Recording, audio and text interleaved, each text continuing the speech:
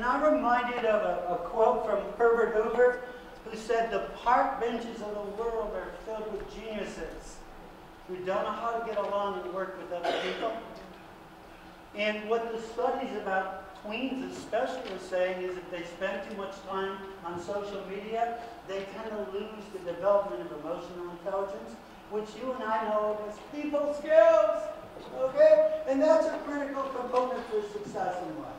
So I realize you can't control it as a parent. You can't totally control, but you can set some parameters, okay? And that's what I'm suggesting. Set some parameters while you're a kid. And I'm also going to suggest to you that if you don't have good parameters at 8, you're not going to get up to posing for the first time at 15. It's really going to be a battle. So there need to be some parameters. Not crazy, it's not a civil war, but parameters. You can think of them as suggested guidelines. Okay?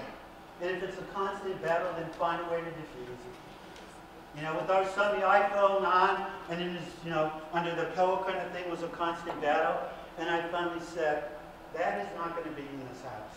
When you go away to school, hopefully you will have enough judgment to know that's not a good choice.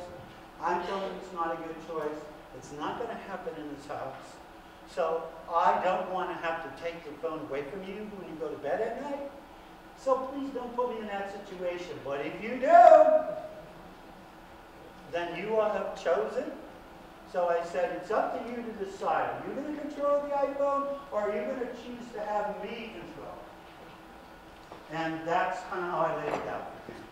He chose to control. And he did it. He really did it pretty good.